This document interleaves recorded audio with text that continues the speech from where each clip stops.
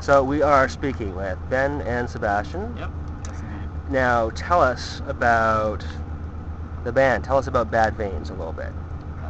Well, what do you want? Anything How specific? did you meet? How did we meet? Ben and I both, played in bands in Cincinnati, and we just eventually, Cincinnati being a small town, and you kind of know the musicians in town and the clubs in town, and all your friends are friends with other people. So we just met through mutual friends that both of our projects at some point ended, and we were the ones in our bands that wanted to keep going, and so I eventually got a phone call from Ben one day, who had been working on solo stuff by himself for a while, and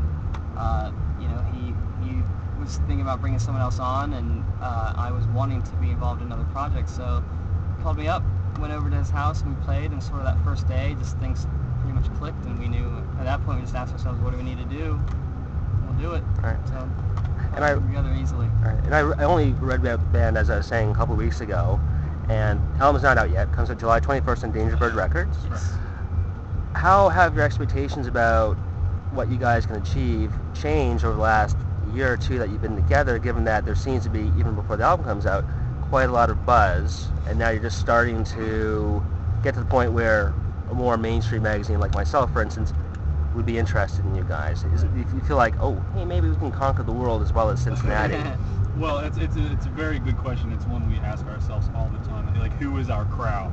And how, I guess your own expectations stem from that one. You work backwards from that. Who's your crowd?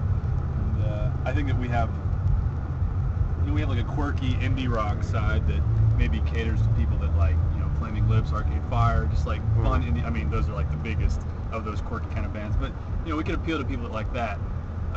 But then we also have this side that's very accessible, very poppy, and we appeal to people that like the Killers, Coldplay, like those people like still hear like a pop sensibility that they are attracted to. So sometimes I wonder if we're too quirky for those mainstream fans, or we're too mainstream for those quirky indie fans. So like, we could either win them all, or we might win none of them, or we just might depending on the personality of the individual, just get pluck out of both crowds. Like, it's really exciting because the record comes out in about a month and a half, and we have no clue who's going to respond to it. So we just sit back and watch. Yeah. I interviewed an artist named LaRue from Britain. Really good. Album comes out in August, and I asked her how she felt about being a recession-era pop star. And she wasn't sure if people would buy records because they want to feel better about themselves and it's fairly cheap, or whether they wouldn't buy music because they can't afford it. How does it feel being potentially a recession-era indie pop band? And again, it's definitely something we've been thinking about. Yeah. It's kind of like they say that people drink the same amount. In good times, bad times, they celebrate with alcohol. They mourn with alcohol. So it's like it's something that's constant. It is entertainment like that. Like, I think that people will mortgage their future so they can go out and have a drink and have fun. Like, people need their escape, and if that is what we were part of, then I don't know that there'll be an effect. Plus, people don't buy records anymore anyway. Yeah, I was gonna say that it's been a recession for the music industry for years. And well, at least when you think about the mainstream sort of music industry, Yeah. There's ways of. I think Dangerbird's one of those labels that's done a good job of using that sort of and capitalizing on that trend, and kind of being more nimble than most of those major labels that didn't really catch on to the internet and just the idea of digital sort of the digital era. All you can do is hope that people perceive what you're doing as worth it. Like, maybe it's so important that somebody has our record that it becomes like I'll spend the $10 I have today on the record. People are budgeting. I don't know. Or the It's T-shirt. another thing that's out of our control. Yeah. Right.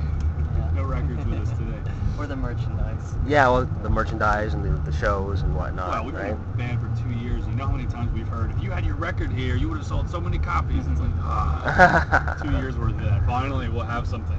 It's one of those things I think that, like, if you build it, they will come sort of mentality. Yeah. Like, people want to support bands that they appreciate. And I know I still go out and buy CDs and vinyl of artists that I want to support. Yeah.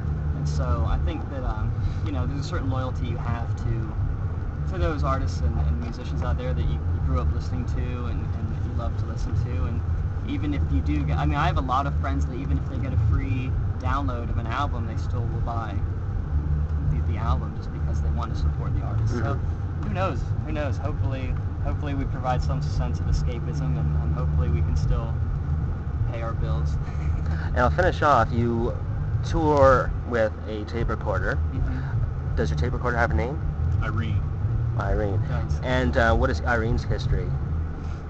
Excuse me.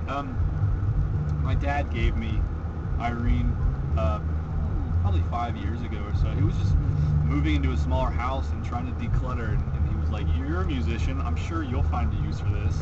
You take it." He was just trying to purge. So I'm like, "All right, I'll take it." And I set it up in my attic, and then no clue what I was going to do with it. And then I started messing around with all these extra backing tracks, and I'm like, how could I do this live? Like, it's impossible. I'm like, wait, I'll dump it onto that old reel-to-reel. It would be interesting because people can see it. I'm not trying to hide the fact that I have backing tracks, so they're right there in your face. And luckily enough, people responded to it well. They thought it was fun. So, yeah, thanks, Dad. Does Irene have a backup, or is she all you have? I have the stuff on my iPhone just in case we're playing and it just dies. I've got the MP3s with the backing tracks. Right. So if we had to, it wouldn't be nearly as fun. But We could just set the iPod up there on the stand and Right. the iPod going. yeah. Not quite. Yeah, probably not quite as. It'd be a bit heartbreaking, though. I would imagine. Yeah, but Oh, yeah. it's it's a lot of people have commented on this, how they appreciate that it's an honest way of presenting. Yeah, it's fun. We've said this a lot. We've talked about this a lot. So many bands these days have backing tracks that no one can see where this music is coming from, and with us, it's clear. Like this tape machine in the middle of both of us, that's where the backing comes from, and hopefully we put on an entertaining enough show to people appreciate the honesty of the backing tracks and the showmanship of the two of us. So she's the third member. She is a third member. Yeah. Excellent. All right. Thank you very much, gentlemen. No, not at all. Thank Thank you. you. All right. Thank you.